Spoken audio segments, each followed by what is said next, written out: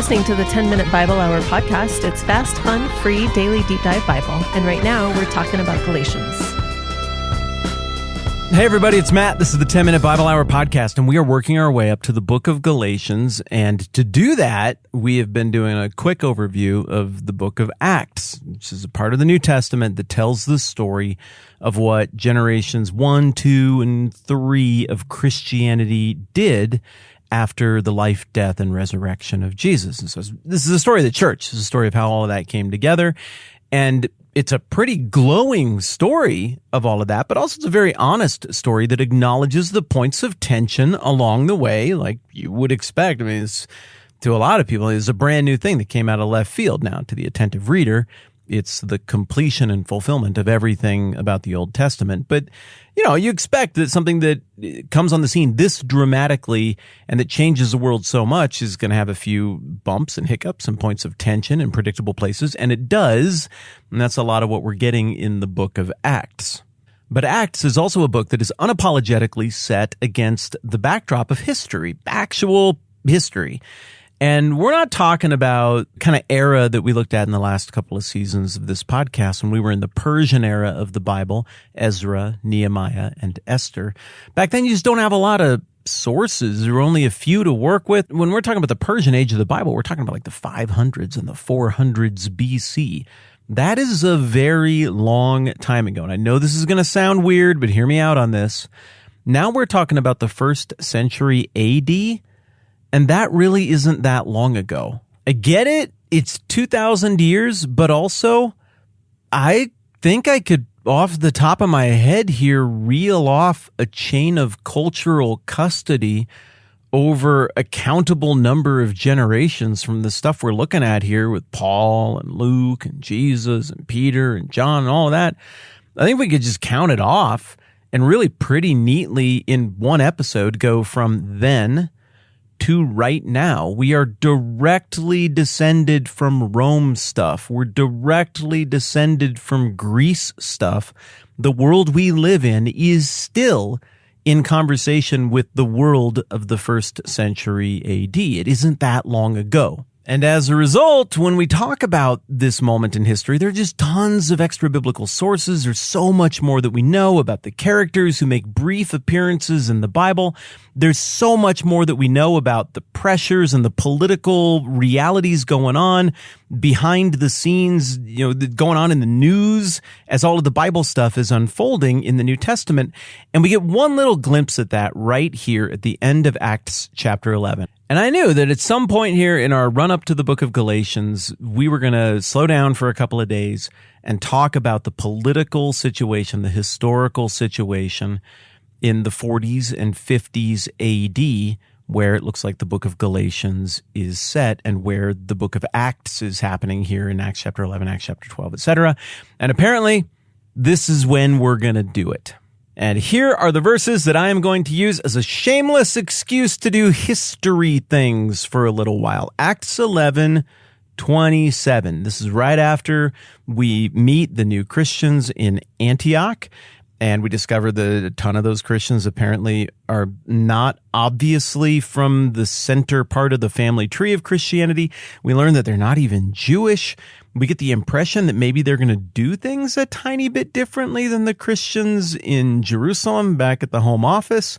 Yet it is the Christians in Antioch, not the Christians back at the home office in Jerusalem, who are for the first time ever called Christians. All very interesting. The very next thing that happens here is, again, my excuse verse for talking about history, Acts 11:27.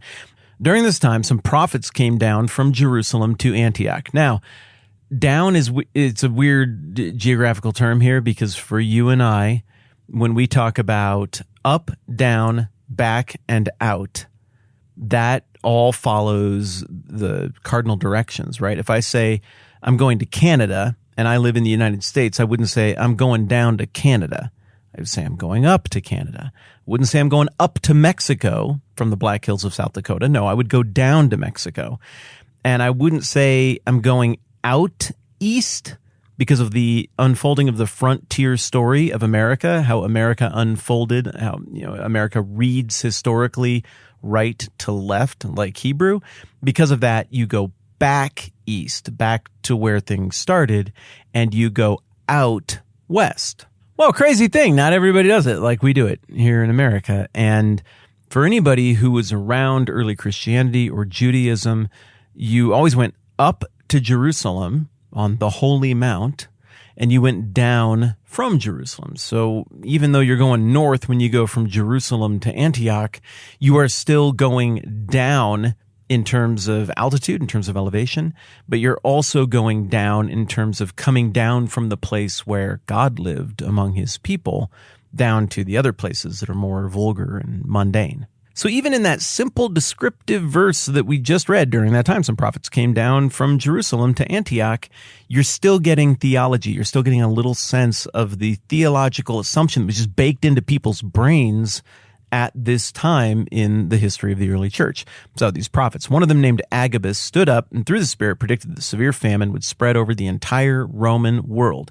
Agabus is going to make another appearance later on. This dude is pretty good. We really don't hear much about him, but he's the kind of prophet I like, the kind that says a thing is going to happen and then it happens just like that. I'm not as impressed with the prophets who have become popular in certain pockets of Christianity in the last 50 years, 100 years, where they just sort of say crap and like lots of crap. And if one of them happens to hit, then it's like, whoa, see? And if they don't happen to hit, it's because you people didn't do your thing. It can be a weird racket, the sort of modern prophet thing.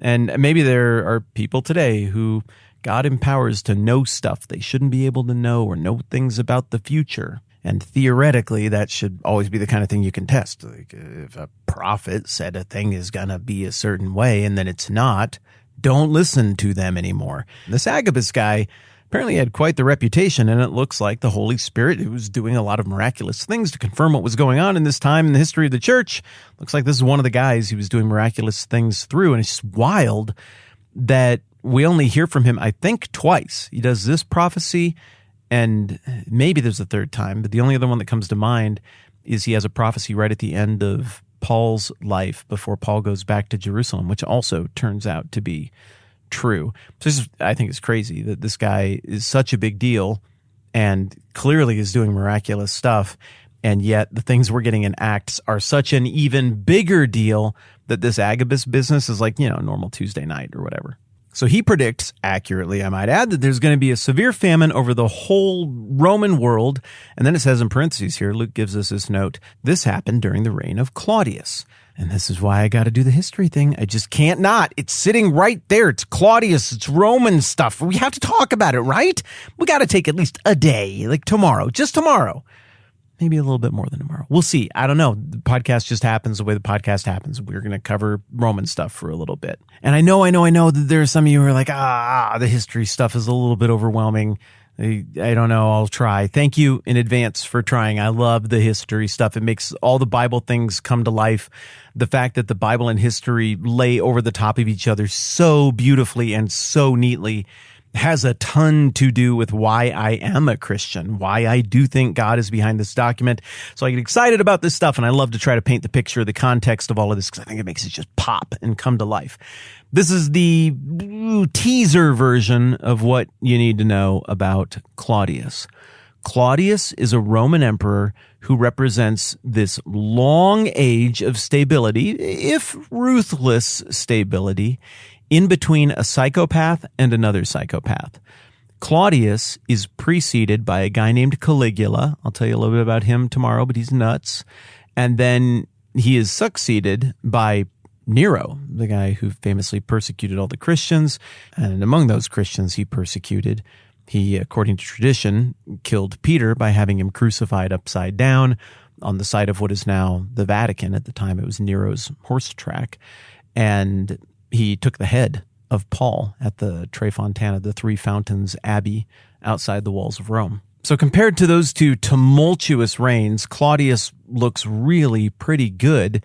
And in terms of the time frame of the New Testament, you've got a whole bunch of the first emperor of Rome, that's Augustus. But most of the time that the New Testament covers where Augustus was in charge is just kind of skipped over, Luke 2:52, and then Jesus grew in wisdom and stature and in favor with God and men. That's kind of all you get about Jesus' growing up years, other than a little anecdote or two over in the book of John. So all of the Augustus years are kind of passed over after the birth narrative of Jesus. Then after that, you get Tiberius, who was a competent administrator, but who kind of got bored with ruling and moved to his pleasure island off the coast of Naples, down on, I guess, what they now call the Amalfi Coast. And he just did things down there at his pleasure island and outsourced leadership of the empire to some buddies who kind of stabbed him in the back.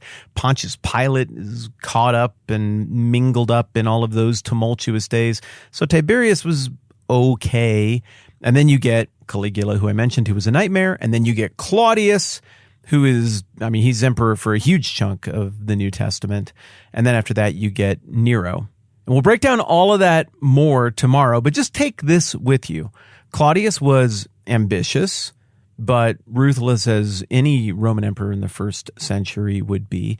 But this represents an age of stability. But despite all of Claudius's claims to being a competent administrator and bureaucrat and economic game manager, there's still this thing that he couldn't control, and that was nature and harvests. And there's a huge chunk of the early reign of Claudius that is dominated by his inability to cope with this gigantic famine that causes problems empire-wide for him, that thwarts his expansionist efforts militarily up in Britain. And Claudius couldn't see it coming. For all of his wisdom, being the Romans believed the emperors were god men. He couldn't see it coming, but Agabus could. And that's a very interesting contrast that I don't think Luke would be so bold as to point out more explicitly than he does, because Romans would read this and they were persecuting government toward Christians. But there it is, just subtly right there. Some guy named Agabus, he could see that coming. But Claudius, the god man, he couldn't see the famine coming. More on Claudius and all of this era of Roman politics next time around. Thank you so much for being patient and indulging me when we go on these little history kicks. I'm not doing it just for fun. It's going to pay off and make the whole thing make more sense as we get to where we're actually going in the book of Galatians real soon. Theoretically, as I'm recording this weekend, you should get to see the first video in my Through the Bible video series, this new big giant project that I'm so excited about, that I'm launching on the main YouTube channel. There's a link down below to that YouTube channel, but you're smart. You know how the internet works. You know what to do. If you want to get behind a video or a project and you really want to make it go, you like, you comment, you share, whatever. If you watch the video and it's not your thing, I'm still, even if you don't want to do any of that other stuff, I'm still just so grateful that you even took the time to go and check it out. So thanks in advance for that. All right, more History Rome stuff next time around. I'm Matt. This is the 10-Minute Bible Hour podcast. Let's do this again soon.